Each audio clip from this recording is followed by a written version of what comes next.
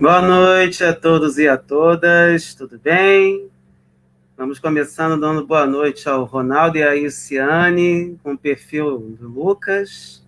Maria do Socorro disse que infelizmente não vai poder assistir, não tem problema, a palestra vai ficar disponível depois. Cleide, Cristina, Lúcia, Kátia, muito bem-vindas, muito bem-vindos. Fico muito feliz da presença de vocês. No momento temos 8 pessoas. Mas, de qualquer forma, esperamos sempre levar este ambiente com mais cuidado. Gostaria só de retorno de vocês, me dizendo se o som está saindo bom, se está tudo bem, que ainda temos uns 4 minutinhos, dá para a gente fazer alguns ajustes. A partir de agora estou fora. Bem-vinda, Cláudia, também. Então vamos prosseguir, ver se não está dando uma emperrada na minha conexão.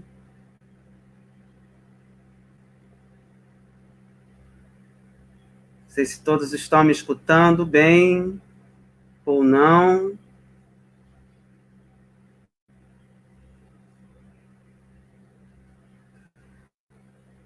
Bom, estamos tentando fazer algumas coisas. Obrigado, Ralf, boa noite, bem-vindo, bom saber disso. E hoje tivemos problema com relação à conexão mais cedo, então estou fazendo de tudo para não termos problema. Só espero que agora o 4G não me deixe. Boa noite, Marta. Então tá ótimo, é bom todo mundo chegando. Obrigado, Cláudia, pelo retorno também. Obrigado, Kátia, também pelo retorno. Calma, Cristina, não está tudo lindo, mas estamos chegando lá. Obrigado, Lucas, também. No caso, o Ronaldo e Ciane, que utilizaram isso, estão utilizando esse perfil. Então, vamos agora nos acostumando, nos colocando à disposição. Faltam uns 3 minutinhos ainda, e é bom que a gente vai batendo um papo. Hoje o assunto não vai ser dos mais polêmicos, muito pelo contrário, vai ser um assunto razoavelmente tranquilo. Eu acredito que dê para a gente conversar um pouquinho bem sobre isso.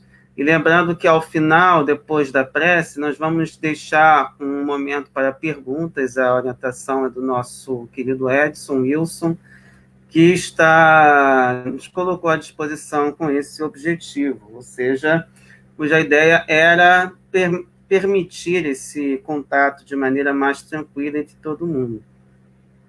Alguma pergunta desde já?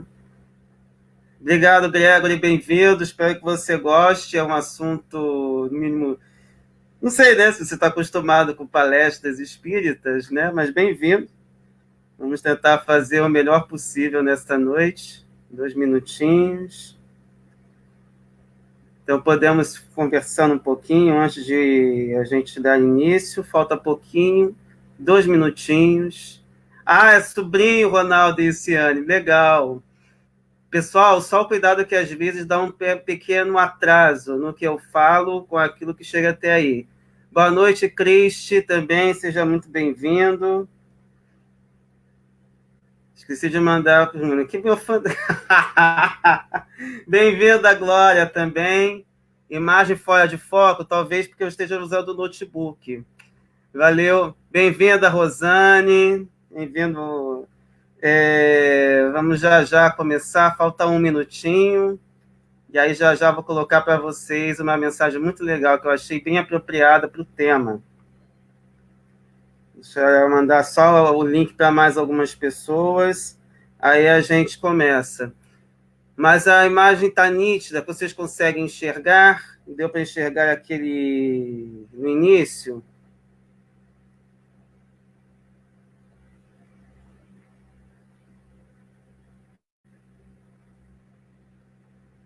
Boa noite, Cláudia, também, bem-vinda.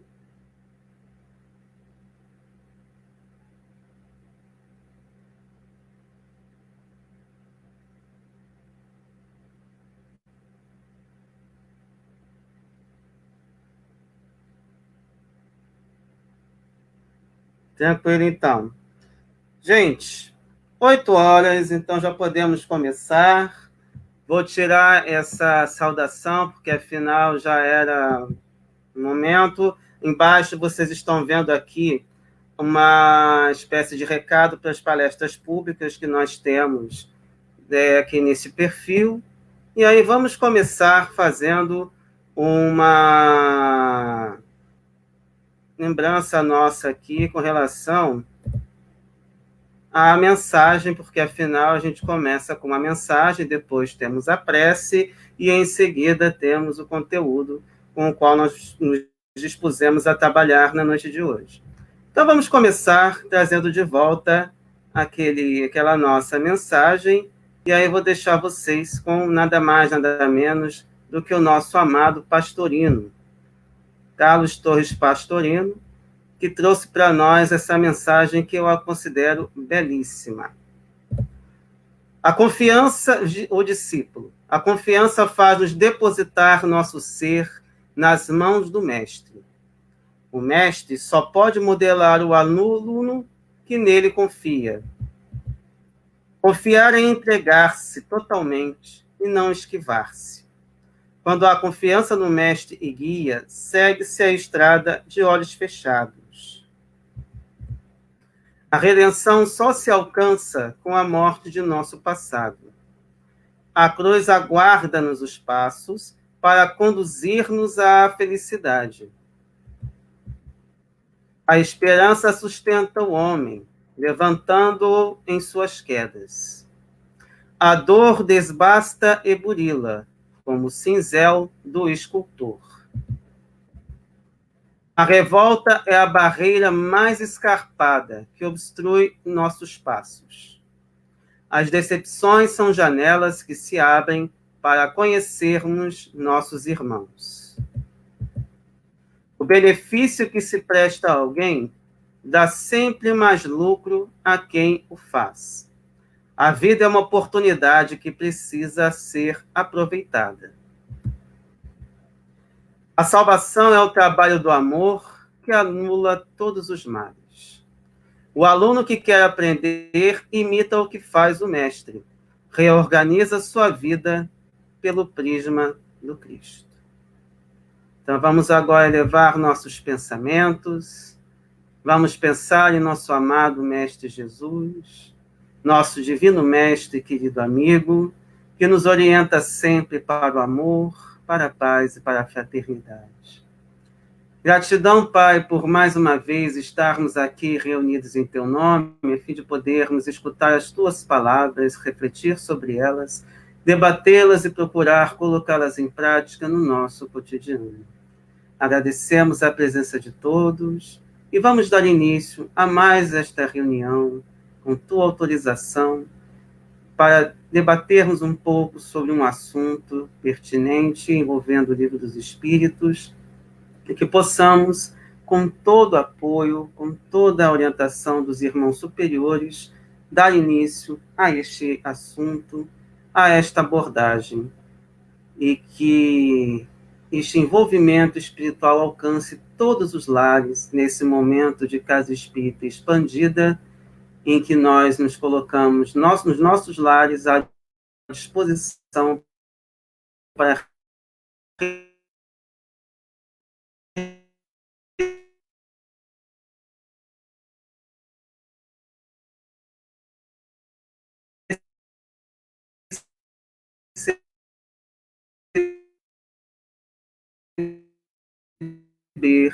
receber este momento de oração e reflexão. Voltei, mas a gente começa agora vendo um pouco do tema. E eu gosto sempre de começar com essa capa, porque eu acredito que ela seja a mais interessante de todas as capas que foram produzidas com o tema O Livro dos Espíritos.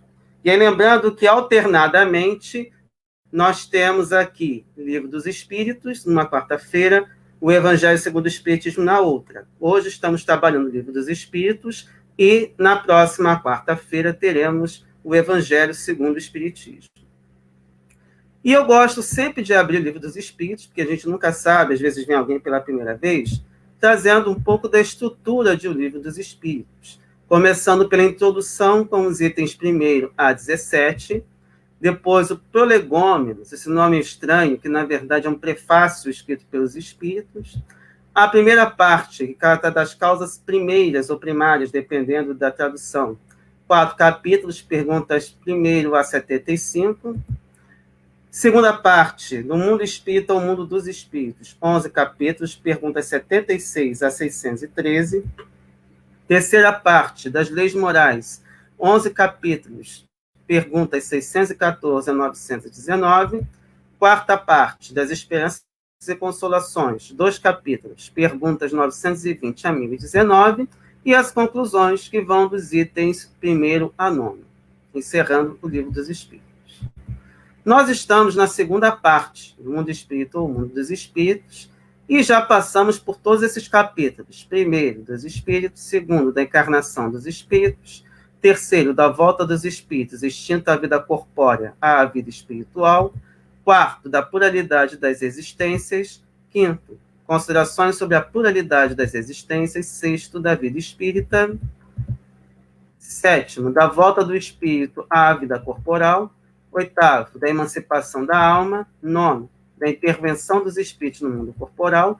10º, das ocupações e missões dos espíritos. E 11, dos 3 reinos. E nós estamos trabalhando com o 7º capítulo, que é da volta do espírito à vida corporal.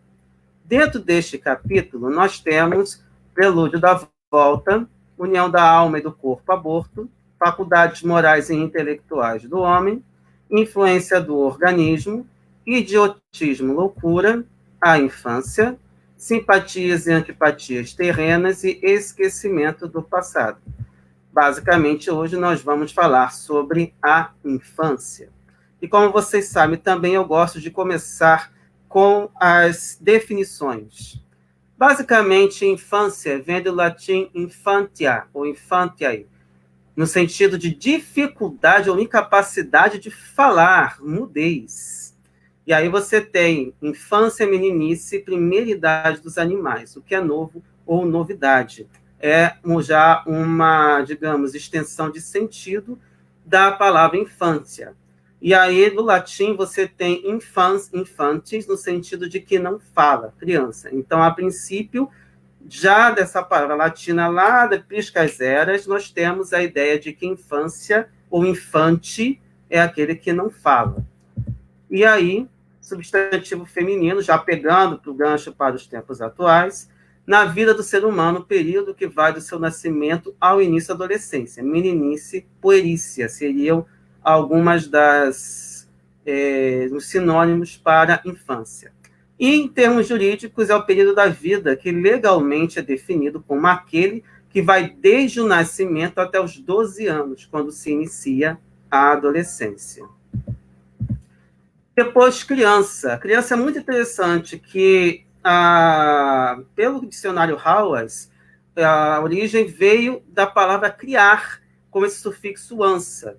E aí vocês vejam que desde o século III até o século XV, ela ganhou contornos diferentes e formas diferentes. Desde criação, o ser humano cria aí ser humano. E aí, pensando nisso, o substantivo feminino é o ser humano que se encontra na fase da infância, indivíduo que se encontra na fase que vai do nascimento até a puberdade. Tranquilo até aqui, pessoal? Deixa eu ver aqui se temos alguma dúvida já. Sabemos se estamos online, mas vamos prosseguir. Afinal, temos bastante coisa para a gente falar sobre esse assunto. Então, vamos começar com a ideia da infância. Vocês estão vendo aí, eu tirei fotos de 2 sites, que são WebQuest e LabEdu, e algumas informações que vêm da Wikipédia e do 5º CONEDU, que é o Congresso Nacional de Educação. E aí, a gente já começa falando sobre a infância, trazendo um pouco da perspectiva histórica. Porque, antigamente, pelo menos até o século XV, a criança era vista como adulta em miniatura. E aí a gente pega alguns exemplos muito importantes para a gente ver o quanto, de certa forma, a gente carrega de falta de, talvez, sensibilidade ou talvez de conhecimento, para entender como as coisas ganharam uns contornos, um mínimo difíceis para os tempos atuais, pegando o gancho daquela época. Por exemplo, no Egito e na Mesopotâmia, ele tinha como função auxiliar nos funerais. As crianças ajudavam nos enterros. E, além disso, havia também o encarceramento de crianças por dívidas. Você imagine você se endividar todo com o banco e você entrega a criança como garantia ou como uma forma de ajuda ou para resolver o problema, entrega a criança. Imagine as situações que foram envolvidas a partir daí. Depois você tem, na Grécia Antiga, as crianças eram diferentes, eles dependiam do Estado. Então, o Estado definia para onde elas iam. Mas havia uma crueldade muito grande. As crianças, ao nascerem, eram lavadas com vinho. E aí, se as crianças, é para ver se elas tinham condições de viver ou não. Se não fossem, eram simplesmente lançadas em casa de enjeitados ou atiradas num determinado monte. Se sobrevivessem, elas tinham que viver em determinados quartéis. Então, se nós já tínhamos problemas, se temos problemas hoje, imagine naquela época. Os pais deveriam preparar os seus filhos para a guerra, quando eles eram bem preparados, e as mulheres, ou seja, as meninas, eram basicamente destinadas à procriação. Ainda há pessoas que imaginam que seja para isso até hoje em dia. Já em Roma, temos um cuidado da criança com a educação pelo Estado também. Era o cuidado com a criança e a educação foram determinados para que o pai cuidasse disso. Então, o pai tinha um poder sobre a esposa e sobre os filhos, que tinha um poder não somente sobre a vida e a morte dos filhos, como também de vendê-los como escravos, dependendo da situação. Então, quando a gente olha hoje determinadas situações bem difíceis, especialmente em lugares de muita pobreza, a gente vê que não são práticas que ficaram muito distantes da nossa história. Então, o que se tem hoje, apesar de termos uma conscientização maior, uma legislação mais voltada para o bem-estar da criança, é que também precisamos da conscientização dessas pessoas, da necessidade de ter um olhar não tão terrível como vocês estão vendo com essas duas fotos, da criança como um mini adulto, seja no vestir, seja no trabalho. E somente lá pelo século XVI é que o período da infância passa a ser mais discutido e observado, analisando com as suas características particulares. E somente lá, ele tem até uma obra do Erasto de Roterdã, que lá no ano de 1530, que fala sobre determinadas atividades da infância. Então, talvez seja a primeira obra que trata da criança como criança realmente.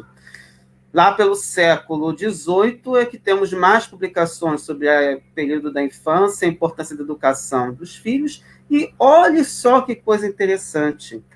É para essa época que existe uma campanha do aleitamento materno, e isso era por causa do alto índice de mortalidade infantil. Então, indo um pouquinho, nós temos aí o ECA. Muita gente tem ódio desse livro, dessa legislação, mas é uma legislação que precisa ser estudada por todo mundo que lida com crianças e adolescentes para entender a importância desse, não somente desse tema, mas do bom entendimento dessa legislação, que é uma das menos compreendidas, porque ela tem uma proposta bem diferenciada em relação às outras. Segundo o Estatuto da Criança e do Adolescente, uma pessoa é considerada criança do nascimento até os 12 anos incompletos. Então, teve 11 anos e 11 meses e 29 dias, mais ou menos, ela é considerada ainda legalmente criança. E é a única fase que, pela legislação brasileira, não há nenhum tipo de punição no sentido de ser abrigada obrigatoriamente caso cometa algum deslize perante a lei. Então, nesse momento, há uma proteção muito forte para que, nesse período, ela tenha toda um grande amparo, não somente legal, mas também de toda a sociedade. E aí vamos começar pela infância, pensando pelos estágios. Entre 0 e 18 meses, o bebê é totalmente dependente de terceiros. E é nessa fase, até o 6º mês de vida, também que se recomenda o aleitamento materno. é nesse estágio que ela cresce muito rapidamente. Ela tem os primeiros cabelos, os primeiros dentes, e já começa a ter as primeiras palavras. E, por outro lado, ela também, no seu psicológico, ela tem uma característica de um egocentrismo muito grande. É tudo voltado para ela. E são fundamentais para a saúde, o crescimento e o neurodesenvolvimento de qualquer ser humano. Então, essa faixa etária é fundamental para que tenhamos adultos saudáveis. Depois de 18 meses a 3 anos incompletos, a criança cresce menos. As palavras já passam a ter algum significado, você passa a ter um desenvolvimento gradual da fala e da linguagem. E lentamente ela compreende melhor o mundo à sua volta. Passa a aprender que neste mundo há regras que precisam ser obedecidas, vendo outras pessoas mais como objetos, não sabendo que possuem sentimentos próprios. Então, quando a criança olha para mim, eu sou um brinquedinho dela. Ela não imagina que eu também tenho sentimentos. E, geralmente, ela sabe diferenciar já pessoas do sexo masculino e do sexo feminino, além de já ter as próprias preferências e também já começa a ter capacidade de se vestir sem ajuda de terceiros. Ou seja, ela pode já ter uma certa independência. Passando dos 3 anos para a próxima faixa etária, são 3 anos completos a 4 anos. Aí você passa a ter uns aspectos básicos de responsabilidade e independência por parte deles. Já são altamente ativas, explorando o mundo à sua volta. E elas começam a aprender também que na sociedade existem coisas que elas podem ou não fazer. Então, aqui elas já começam a entender o mundo ao redor delas. Elas também começam a compreender que as ações que elas praticam podem afetar as pessoas ao redor e que as outras pessoas também possuem seus próprios sentimentos. Então, deixamos de ser os brinquedinhos das crianças. Também já começam a entender que existem padrões de comportamento, olham os pais como principais modelos e passam a se identificar com outras pessoas por vários motivos, além da diferença de sexos e também a questão do comportamento estereotipado da nossa sociedade. Além da grande maioria também já começa a abandonar as fraldas nessa faixa etária. Portanto, quem fez aí aquele chá de fralda tem que saber que tem que planejar até mais ou menos essa faixa etária aí. E que atualmente a legislação brasileira determina que ali pelos 4 anos a criança já deve ir para a educação infantil. Apesar de, no geral, em outros lugares, você não ter esse tipo de legislação. Passando para a próxima fase, de 5 a 9 anos, a gente já passa a ter um grande desenvolvimento psicológico da criança, que elas amadurecem socialmente, emocionalmente e mentalmente. Começam a discernir se uma ação é certa ou errada. E as atividades costumam dar ênfase à capacidade de resolução de problemas. E é importante isso para desenvolver o raciocínio da criança. Por volta de 7 a 8 anos, passam a racionalizar seus pensamentos e suas crenças, analisar o comportamento ensinado pela família e pela sociedade, e passa a se comparar com outras crianças da mesma faixa etária. Diminui também nessa fase a importância dos pais e da família como modelos de comportamento e aumenta a importância dos amigos e dos professores. Afinal, eles estão na escola e estão lidando com outras realidades, com outros universos. Portanto, essa convivência é extremamente saudável e necessária para a criança entender que existe um mundo ao redor dela muito maior do que a sua casa. Aqui também nós temos que ter cuidado com determinadas maneiras de tratar as crianças, porque muitos traumas também são vivenciados nessa época. Os dentes de leite começam a cair a partir do 6º ano de vida e também você tem o início da força física, no caso dos meninos, principalmente, mas das meninas também.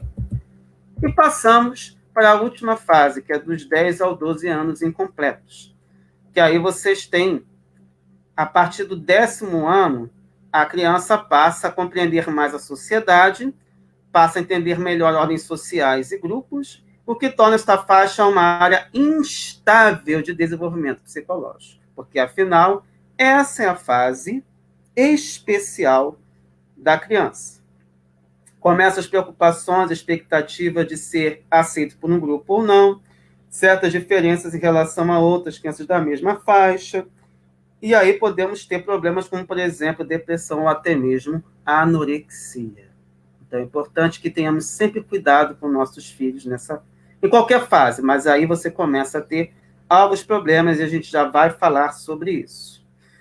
E a pré-adolescência é o início de intensas transformações físicas, pois é, por exemplo, o início da puberdade, quando começa a surgir os pelos pubianos, você passa a ter um crescimento corporal, você passa a ter uma diferença física maior entre meninos e meninas, que vem da questão dos pelos pubianos, das axilas, as meninas começam a ter aquele quadris, desenvolvimento de seios, começa a ter o ciclo da menstruação, e os meninos começa a ter aquele crescimento físico com altura, peso, força muscular, e além do crescimento de pelos pubianos nas axilas, tem também o engrossamento do timbre de voz, por isso que fica essa voz belíssima, só que não, né, às vezes fica aquela voz de pato, mas isso é parte do desenvolvimento, que afinal vai se adaptando à nova realidade. O corpo físico passa a ganhar uma outra característica. E aí é o momento que eu dou uma parada, volto a ganhar espaço aqui, e aí vem a questão de vocês. O que tem a ver tudo que nós falamos com a doutrina espírita? E aí tem que ficar claro para todo mundo aqui. A doutrina espírita é uma espécie de ciência transdisciplinar. Não há como a gente fugir disso, falar de qualquer assunto sem pegar também o que a ciência já tem a nos dizer. E quando a ciência tem a nos dizer coisas importantes, a gente precisa também aproveitar tudo que a gente já entendeu. E a doutrina espírita precisa dessa ponte exatamente para que nós entendamos o porquê de determinadas perguntas que Kardec fez à época. A gente não pode esquecer que Kardec era pedagogo, que foi discípulo de Pestalozzi, que foi discípulo de Rousseau, que foi um dos pioneiros a tratar a criança como criança. Inclusive, o Pestalozzi tinha uma prática muito interessante, que ao abordar a criança, ele se colocava na mesma altura dela, exatamente para criar essa identidade. Então, essa preocupação que ele teve de lidar com a criança como criança era uma coisa que durante séculos, para não dizer milênios, nunca existiu. E ainda hoje temos pessoas que têm muita dificuldade de lidar com essa realidade. Criança é criança. E nós precisamos saber lidar com elas como elas realmente são, crianças. E aí vamos estabelecer agora a ponte com a doutrina espírita a partir da abordagem que está a vir a partir de agora. Então vamos voltar com aquela minha telinha. Vocês já viram que mudou um pouquinho, porque a gente já vai trabalhar um pouco com os temas resumidos dentro da doutrina espírita, especialmente o Livro dos Espíritos. Então, nessas questões 197 e 379, que é a primeira, ela fala, Kardec tenta pescar a questão da evolução do espírito da criança. E a preocupação é saber se o espírito é tão desenvolvido quanto o de um adulto. Essa é uma preocupação, porque afinal a criança sempre foi tratada como um mini adulto. E aí o que vem é o seguinte, que na verdade, como todos somos espíritos imortais, a criança pode ser sim alguém mais até evoluído do que o próprio adulto. E isso muitas vezes choca muitas pessoas. Mas a gente percebe isso quando as crianças são muito evoluídas, quando elas trazem um conhecimento inato muito forte, uma perspicácia, uma facilidade de fazer algumas coisas. Que a gente chama isso de ideias inatas. E isso depende do progresso que ela teve durante esse período, especialmente quando ela não estava encarnada, ou quando ela traz isso também de outras encarnações. Em agosto de 1866, inclusive, tem um artigo muito interessante de Kardec, na Revista Espírita, que é Crianças Guias Espirituais dos Pais, em que você tem, nesse caso, uma criança que era o guia espiritual do próprio pai, ou melhor, da própria mãe. E isso também chama muito a atenção, porque umas pessoas da própria Sociedade de Estudos Espíritas de Paris não conseguiam entender isso, não conseguiam acreditar. E o que a mãe faz? Depois que ela perdeu o filho, ela percebe, ela desenvolve a mediunidade dela, educa e passa a perceber que quem a orienta é o próprio filho, que havia desencarnado alguns anos antes. E aí, durante uma reunião na Sociedade de Estudos Espíritas de Paris, o espírito dessa criança é evocado, transmite uma mensagem e ela passa para eles exatamente colocando essa situação. Então, ela coloca a situação que vivenciou com a mãe em outra encarnação, coloca também, inclusive, a questão da precocidade que ele tinha enquanto estava encarnado. Kardec menciona, inclusive, que ele tinha um bom estado de saúde, que ele tinha uma precocidade intelectual muito rara para a idade dele, e que também parecia não estar preocupado com a morte, no sentido de ter medo de morrer. Muito pelo contrário, ele morreu até muito rápido e até procurou consolar os pais antecipadamente com relação à desencarnação dele futura, que aconteceria não muito distante desse período. Então, é muito interessante quando a gente pega esse artigo, que ele é muito consolador também no sentido de termos essas relações expandidas após a nossa morte no corpo físico. Pode ser que nossos filhos sejam mais avançados, possa ser que eles precisam de nós, mas o importante é que esse período é imprescindível para cada um de nós vivenciarmos aqui na Terra, assim como em outros lugares também. Então, continuando. A questão 380 envolve o pensamento da criança.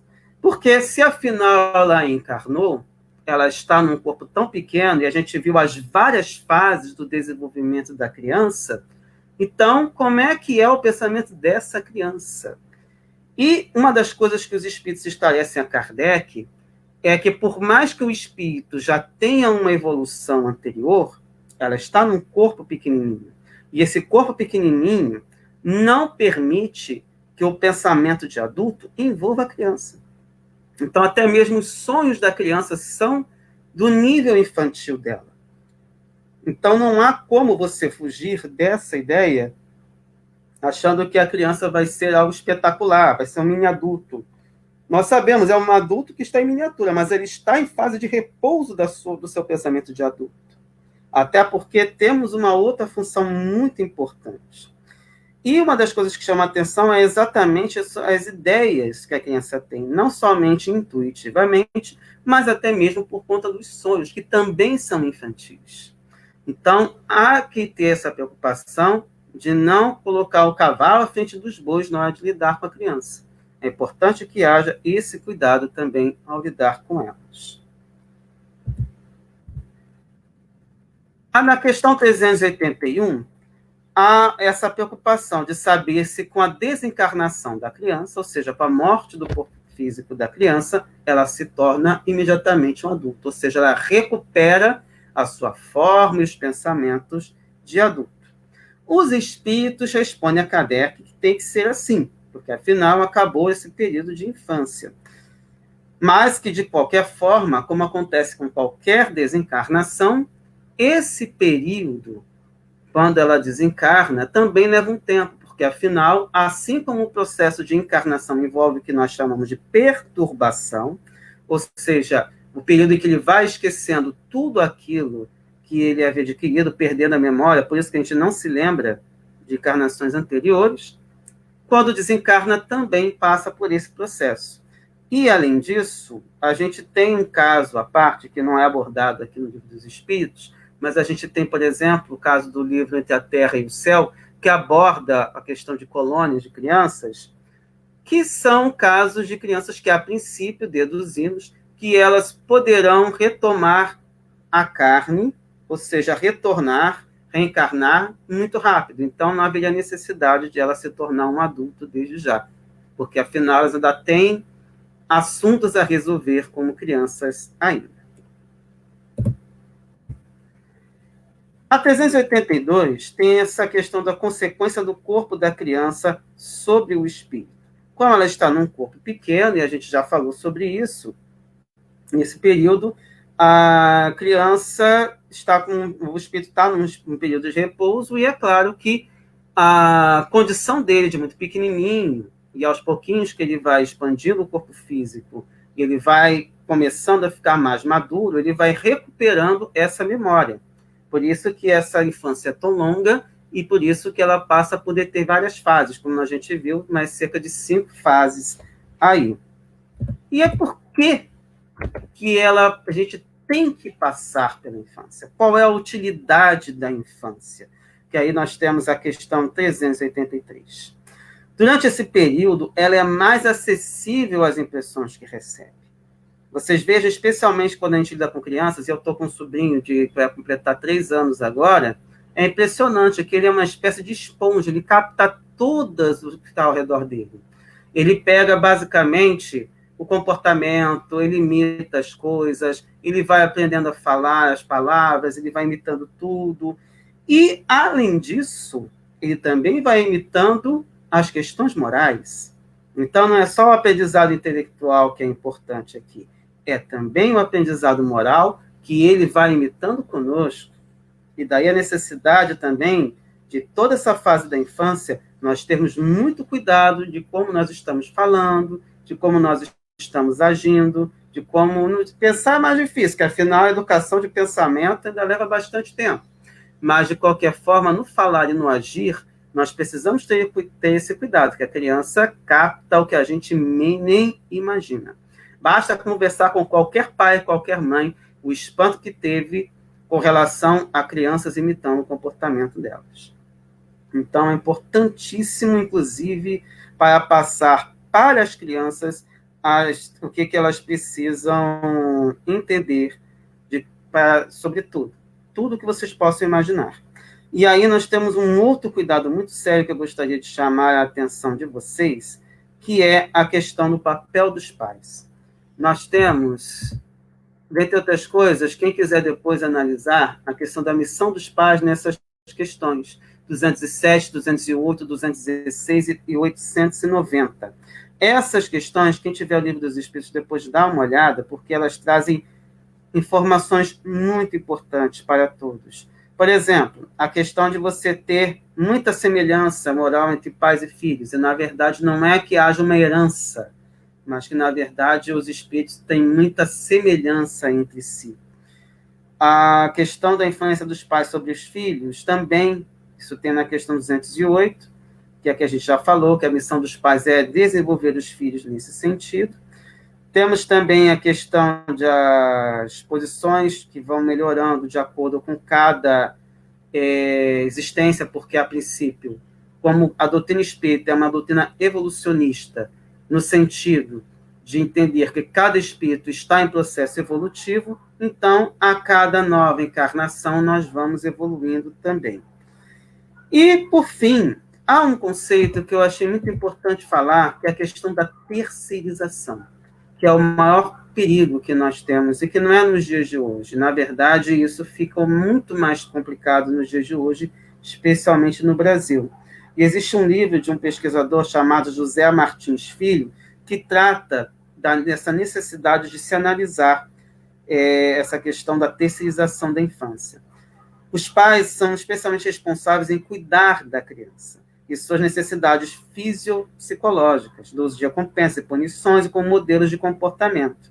Mas, quando você se omite, transmite para a escola, para o psicólogo, para a babá, para qualquer pessoa, para o vizinho, para o cachorro, papagaio, periquito, isso você simplesmente terceiriza, você se omite, e aí você tem problemas sérios no futuro com relação a isso.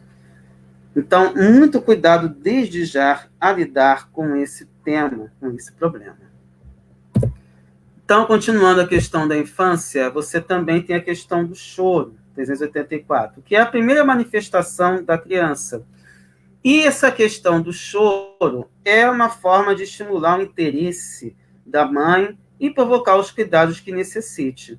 E é muito interessante quando a gente pega um livro como Nossos Filhos São Espíritos, do Hermínio de Miranda, em que o autor pega as impressões a partir da experiência da doutora Ellen Wambach, que desencarnou em 1985 e fez experiências de regressão de memória com diversas pessoas, indo até esses momentos da infância, indo inclusive a encarnações anteriores. E esse momento do parto, a criança capta os pensamentos de todos ao redor.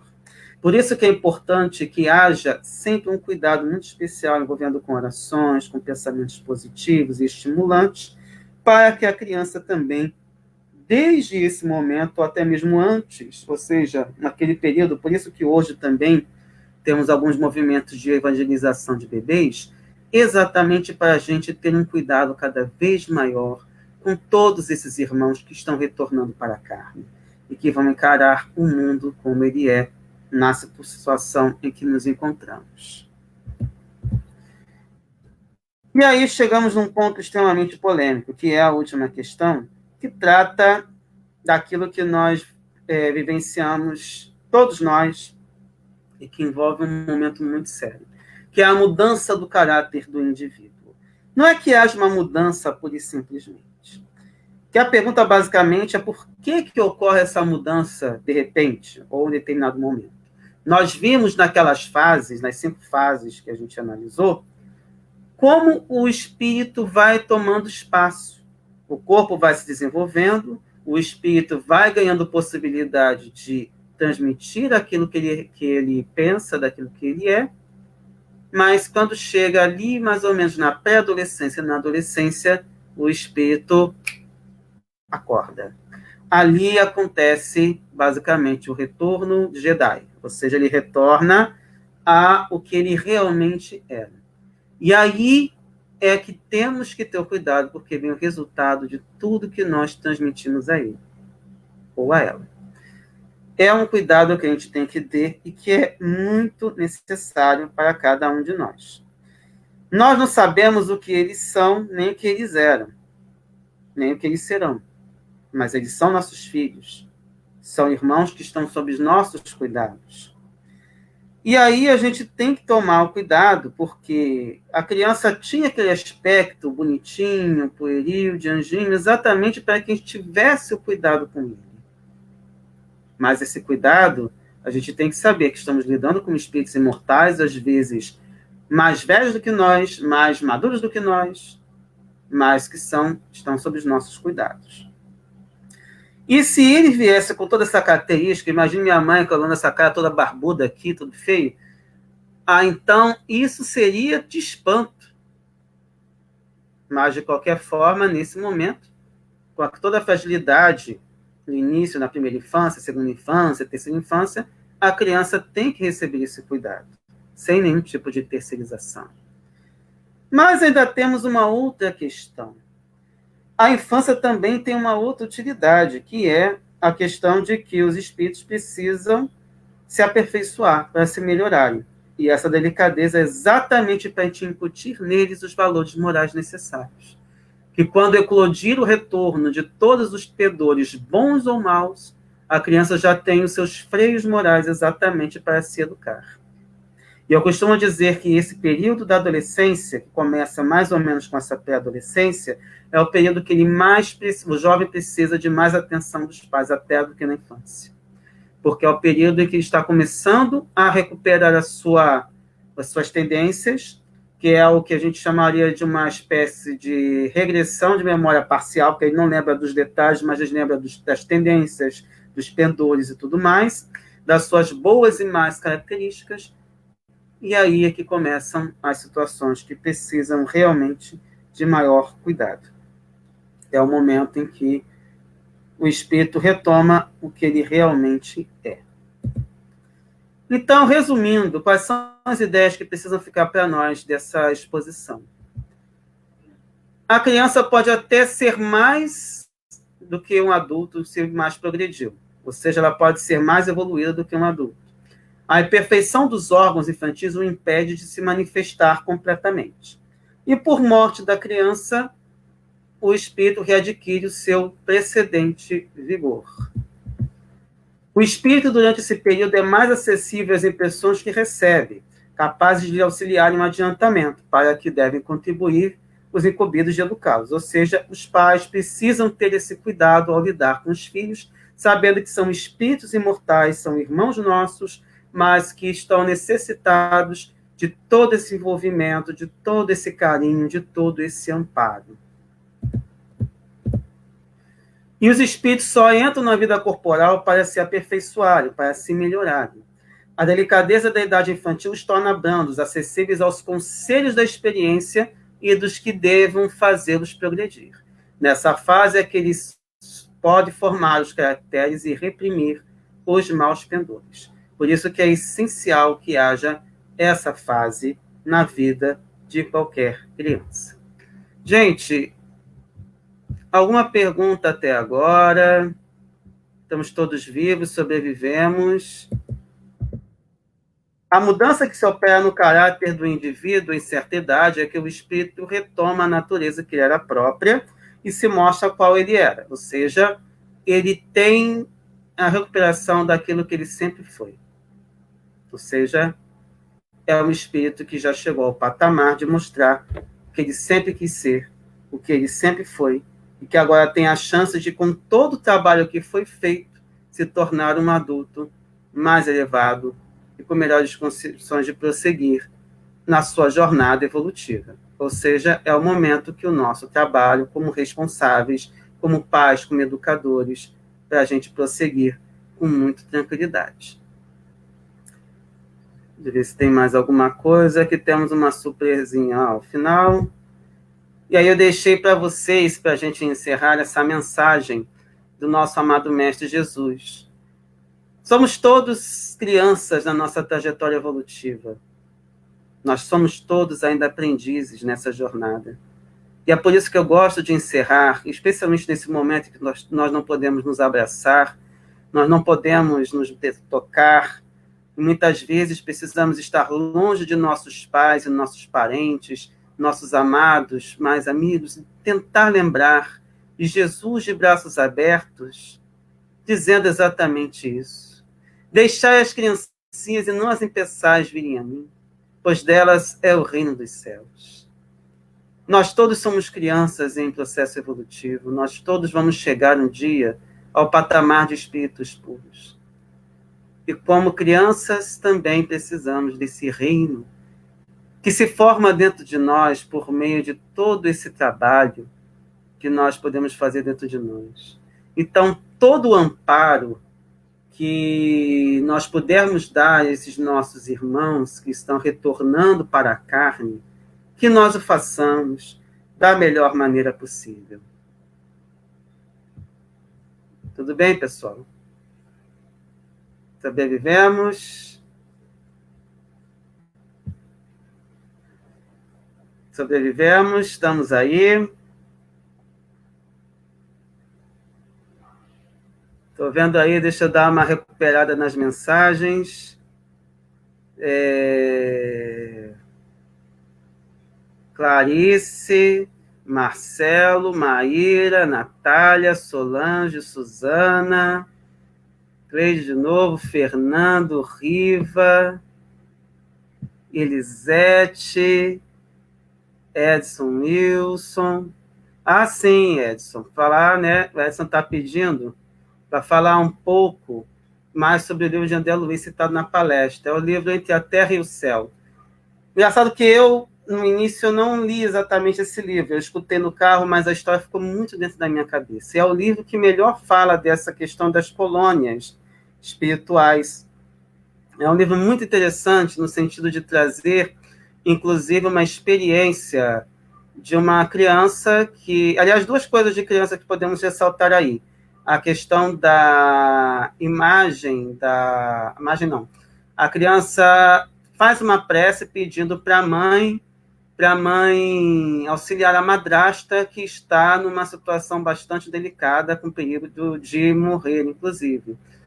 E nesse livro ocorre uma surpresa muito grande, porque a mãe não está exatamente em condições de ajudar. E aí eu vou deixar para vocês depois, para não dar spoiler, porque o livro realmente é muito interessante, mas, dentre outras coisas, temos o caso de um menino que desencarna numa fase muito ainda... muito cedo da própria infância, e nesse momento ele está sendo cuidado porque ele ainda está realmente muito assustado com a nova realidade. E, curiosamente, quem cuida dele é a irmã Blandina, e a irmã Blandina nada mais é do que o codinome de Meimei, segundo os estudiosos. E para quem conhece Meimei, tem muito trabalho de criança envolvido com ela. Tranquilo? Então, não falei muita coisa, Edson, exatamente para dar oportunidade para cada um ler. E é claro, né? De repente, como a gente costuma dizer, daqui a pouco ele irá fazer a palestra também sobre esse livro aqui com a gente. Vamos ter sempre oportunidades aqui para a gente falar. Também agradecer ao Sidney, a Maria Alice, Solange e quem mais a gente puder também colocar aí. Bom, eu vou daqui a pouco passar para uma fase de perguntas, que é alguma coisa que nós, nossas quartas-feiras, vamos deixar aqui também para fazer. E aí lembrar para vocês das nossas palestras públicas no Facebook, que são, até coloquei também o banner, para quem depois quiser ter essa ideia, que são as segundas-feiras entre 10h30, no caso a gente passou para as 10 horas com o Mauro, que são as pérolas da codificação. Quarta-feira, 15 horas, hoje tivemos a experiência de ter 3 pessoas, a gente conversando sobre a codificação, que são as palavras do codificador. Temos também às 20 horas, como hoje estamos tendo. Semana que vem falaremos sobre o Evangelho.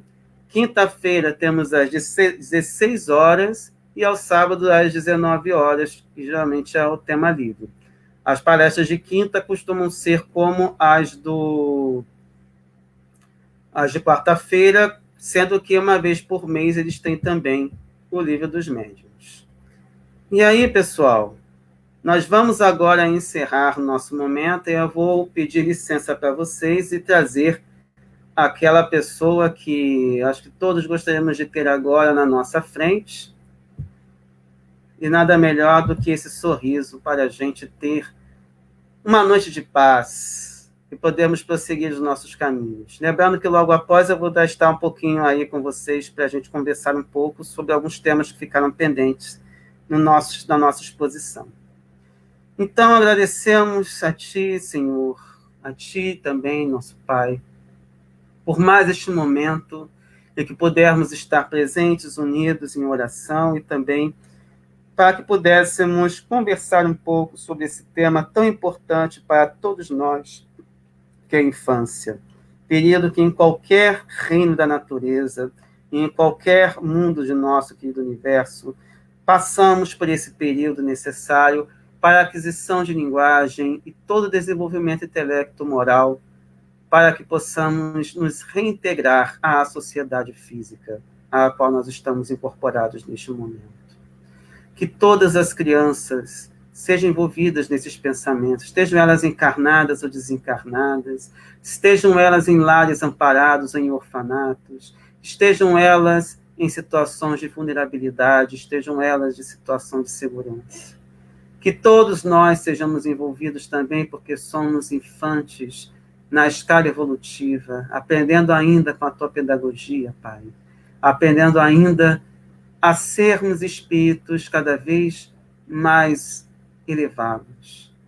Que possamos prosseguir com o pensamento elevado e com tudo aquilo que nos foi permitido adquirir. E que possamos prosseguir com carinho, com fé, com amor e dedicação, pensando em Ti sempre, Pai, e pensando que todos nós estamos nessa trajetória evolutiva.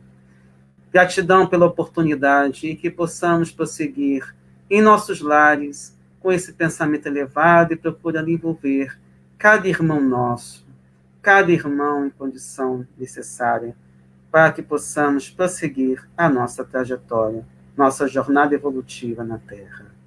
Gratidão, Pai, por tudo e que assim seja.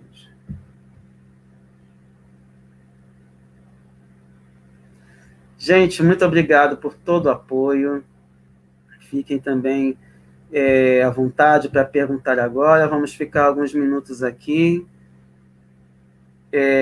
Fiquem à vontade para perguntar. Eu que agradeço por todo o apoio, por todo o amparo, por todas as energias que vocês puderam também transmitir nesse momento. Se quiserem perguntar, fiquem à vontade também. Fique à vontade também para curtir, compartilhar, mostrar para outras pessoas. E, é claro, apresentar também as outras palestras, porque, afinal, vamos ter muita palestra aqui também na nossa página, aqui da Casa da Cultura Espírita de Olinda Amorim.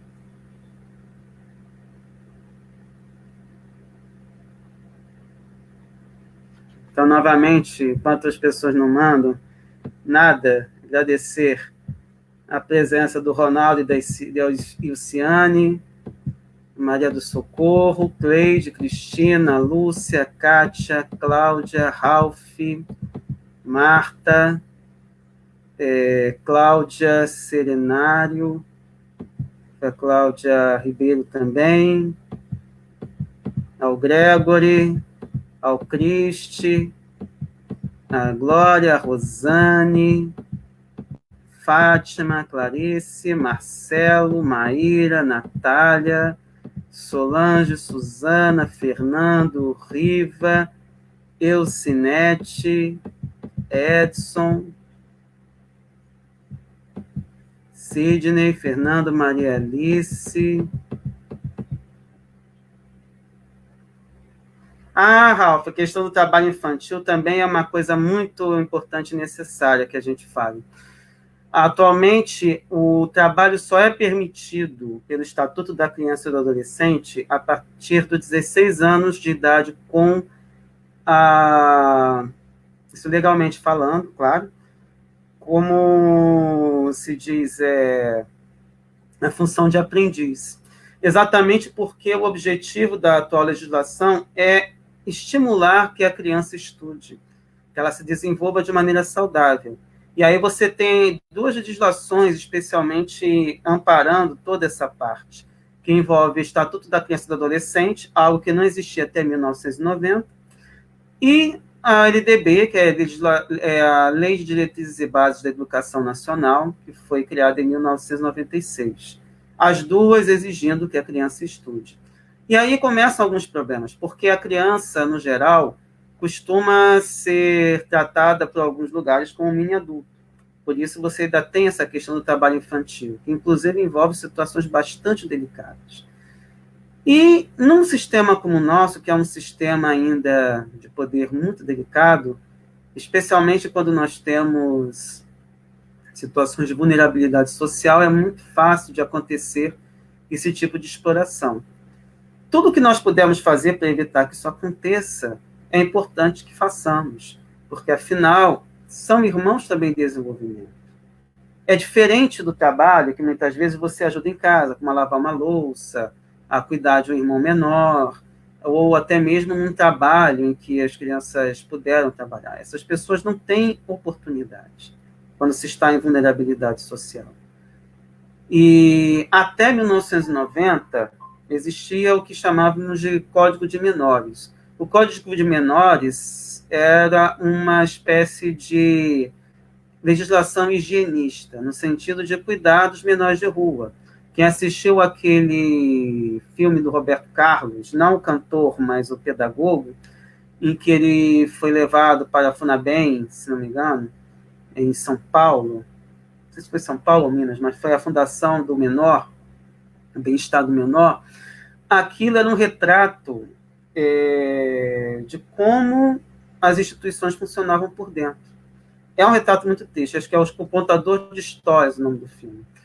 Então, ali nós temos uma questão muito delicada, que no caso da família, ela não viu outra opção, mas temos situações ainda muito difíceis de serem resolvidas. Eu tenho uma prima, inclusive, que cuidou de um abrigo na cidade de Queimados, e a situação é muito difícil. Primeiro porque, muitas vezes, por conta até dessa terceirização, e muitas vezes as pessoas não entendem o que é o Estatuto da Criança e do Adolescente, as pessoas ficam com medo, às vezes, de tentar colocar umas rédeas nas crianças. E para quem lê o livro, por exemplo, Help, do Rossandro Klinger, nós temos ali algumas ferramentas muito importantes e bem atualizadas. Nos ajuda sempre a entender que não é possível ser, digamos, duro com amor.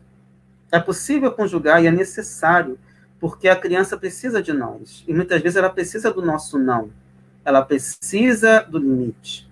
Ela precisa também dessa... Mas também precisa de carinho, precisa de abraço, precisa de beijo, precisa de todo o amparo possível.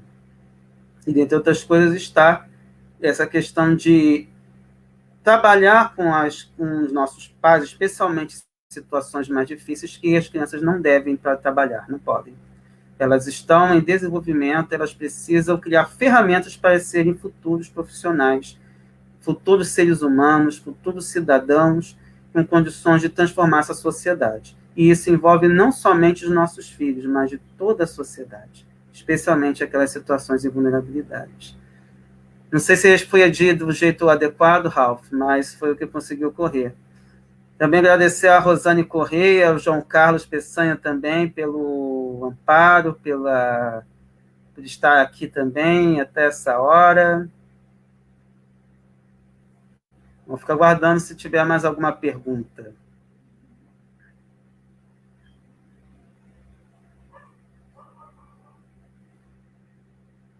Tem sempre alguma, como se diz, um atraso entre o que vocês escrevem e o que aparece para mim aqui na minha tela aqui no StreamYard.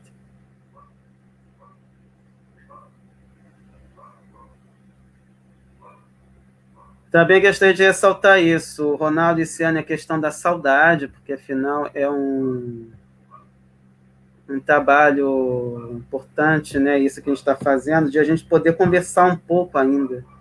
É uma pena que não dá para colocar todo mundo online aqui, né? Para todo mundo se ver. Mas fica o abraço meu, apertado, que eu gosto de dar em todo mundo, para que a gente possa prosseguir com mais tranquilidade.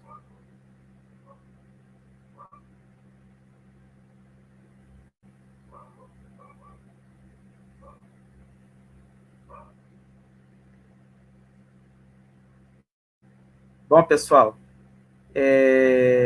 se ninguém tem mais o que transmitir ou perguntar, a gente vai encerrar a transmissão. E, claro, fiquem sempre à vontade.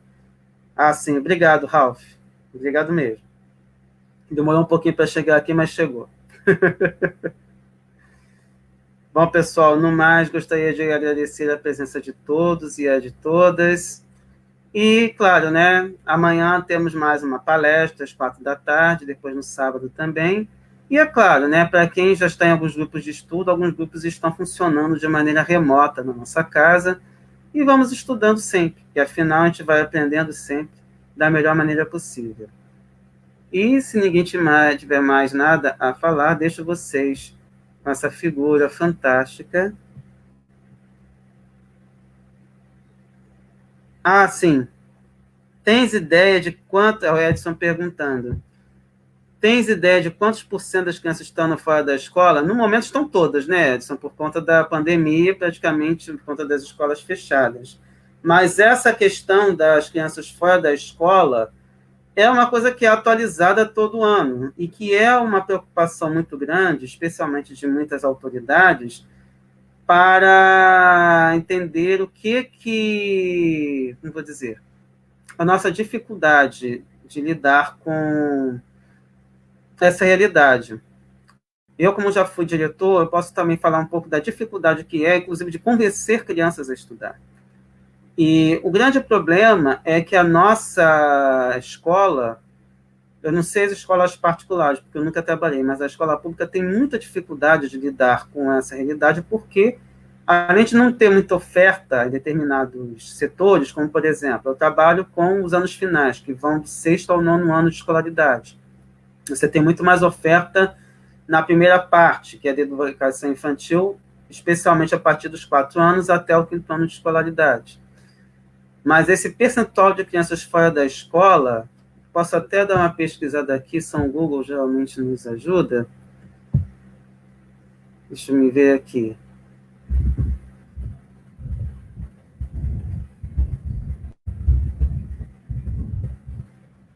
Mas aqui, o último dado que eu acabei de ver é de 2018, que disse que mais ou menos 2 milhões fora das salas de aula, mas em 2018. 2,8 milhões de crianças e adolescentes. Não tem, assim, esse é de setembro de 2019. Então, a gente não faz ideia ainda de como a gente pode incluir. Porque muitas vezes a gente fala muito do trabalho infantil, conforme o Ralph falou agora há pouco, mas o problema, por exemplo, quando o Ralph pediu para falar um pouco sobre o trabalho infantil, esse pode ser um dos problemas. Mas existem várias situações que nos levam a ter essa outra questão aqui, que é das crianças fora da escola. Nessa reportagem até fala sobre isso, mas o grande problema é que há questões que são muito individuais. Em termos de percentual, Edson, seria 13,8%. Então, aliás, deixa eu ver aqui, eu passei uma informação errada para vocês, pessoal. É isso mesmo, 2,8 milhões fora da escola. É de um site chamado Observatório do Terceiro Setor. Aqui ainda forma que 20% tem o direito à educação violado. É um relatório que foi elaborado pela Unicef. Então, é importante que a gente tenha essa noção e a importância que é a escola para esse processo de inclusão. Mas que nós não temos uma dificuldade na nossa prática de conseguir envolver os alunos, de tentar chamá-los e entender que a escola é mais importante do que o trabalho. E nesse momento em que eu estou em escola rural, nós temos uma situação ainda mais delicada, porque lá, principalmente, ocorre o trabalho, de alguma forma, e a parte da escolarização. Então, muitas vezes, a criança já vai para a escola depois de ter realizado algum trabalho. Isso já torna ainda mais difícil, não somente a fiscalização, mas também o envolvimento. E, claro, né, como a gente já viu que, especialmente na faixa etária com que eu lido, a criança já está retomando a sua parte espiritual, ou seja, retomando quem ele realmente era, então ali nós esbarramos com um problema sério de lidar com o adolescente e seus desejos. Se aquilo não foi trabalhado na infância, que tem regra, hora para tudo, tem limite para tudo, tudo fica mais difícil de você tentar mostrar que, por exemplo, primeiro o dever, depois a diversão, coisa simples. E fora outras questões.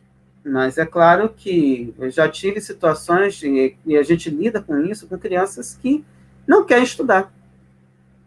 E aí você tem que tentar criar ferramentas diferenciadas exatamente para trabalhar com esses alunos. Não é só você estimular, você pode até trazer um filme, você pode fazer coisas mais dinâmicas, mas a criança não tem coisas que não tem muito jeito, é aula expositiva em alguns momentos.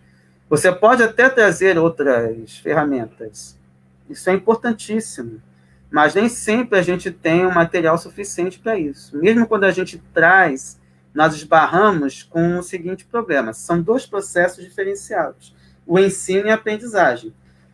E essa é uma coisa muito recente que é falada. O ensino é de um jeito. Você pode ensinar de diversas maneiras, mas cada aluno aprende com o seu jeito. Às vezes tem até aluno que consegue aprender de diversas formas e consegue captar tudo. Tem aluno que é uma esponja, mas tem aluno que, por mais que você faça, às vezes a pessoa não entende, e ainda há essa questão, às vezes, de baixa autoestima envolvida, que às vezes até capta a mensagem, mas não consegue fazer as devidas correlações. Então, tudo cabe ao professor, ao pedagogo e a todo mundo que está envolvido, inclusive parabenizar os pedagogos, que afinal hoje é dia deles, esqueci-me de falar isso durante o início, mas a bem da verdade são situações que a gente vai ter que estudar muitas vezes individualmente.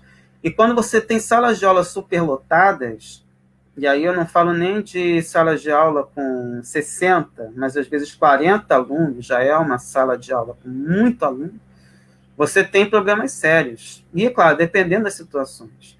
Quando você pega alunos que estão fora da faixa etária, estão todos reunidos no mesmo ambiente, Você pode ter 5 alunos que você vai ter muita dificuldade de lidar com os 5. E às vezes você tendo uma outra sala de aula com vários alunos interessados, você consegue fazer um trabalho 1000 vezes mais fácil. Não significa melhor, mas mais fácil porque você tem uma resposta melhor. E aí os professores têm esses desafios todos. A gente tem que simplesmente cortar em todas as fases e tentar ver o que a gente pode fazer pelo melhor por eles. Inclusive pensando que ele pode abandonar a escola. E diga-se de passagem que as escolas públicas têm todo um trabalho de incentivo a partir do governo central, governo federal, que existe o programa Dinheiro Direto na Escola. Quanto mais alunos, mais dinheiro. E quanto mais alunos, especialmente em situações de transtorno, de déficit de atenção, ou que estão incluídos de alguma forma, mais dinheiro para a escola. Os alunos, se não houve mudança no cálculo, os alunos que estão incluídos em salas de recursos valem mais dinheiro para a escola do que alunos que não estão incluídos nesse sistema. E essa é uma forma também de garantir que a criança frequente médico.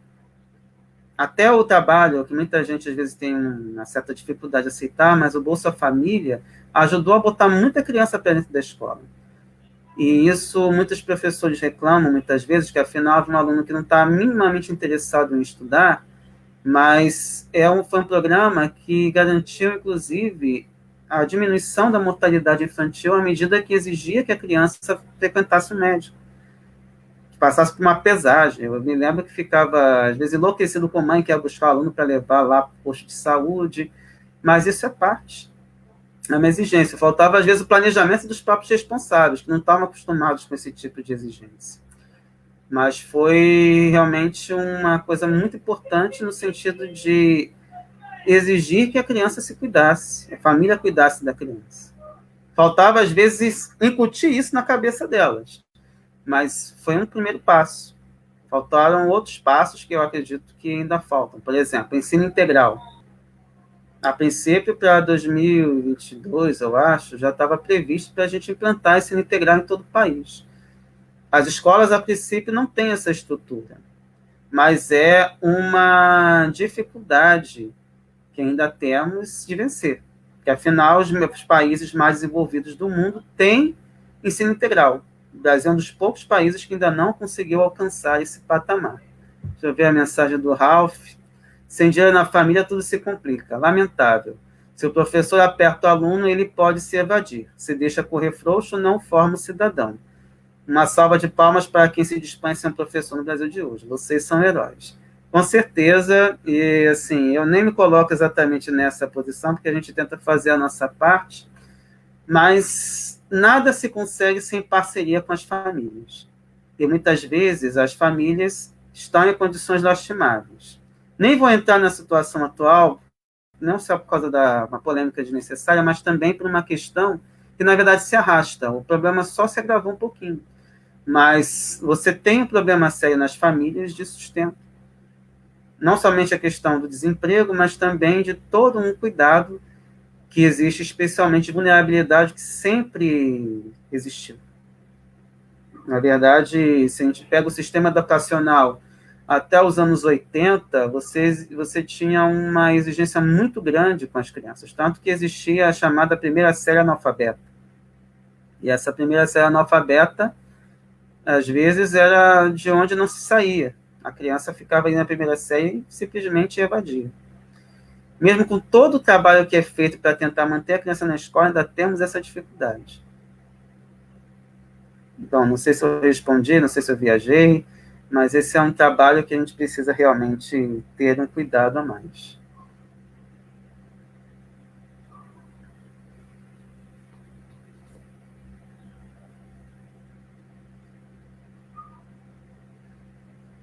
Vocês têm mais alguém para perguntar? Tenho que preparar também o atraso do Facebook com relação às perguntas.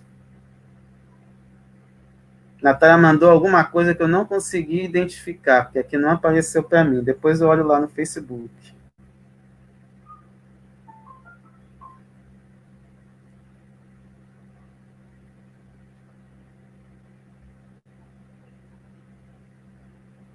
Gratidão, Juliana, também. Mas as palmas hoje são mais para os professores do que para mim, porque eu também sou professor, já fui diretor, mas a situação hoje é um pouco diferente com esses trabalhos à distância que a gente está tentando fazer. Tentar acompanhar os alunos.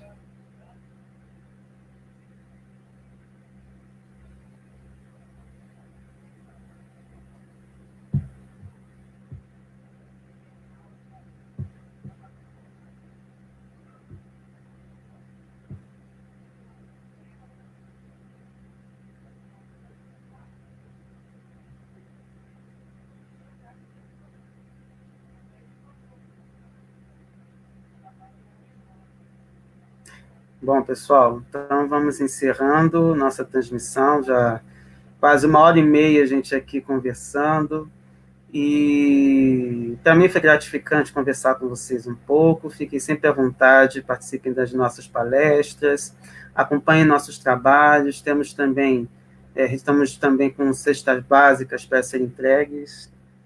Isso, Juliana, graças a Deus. Nós estamos na luta, no final dará tudo certo. Esse é o nosso trabalho, esse é o nosso objetivo.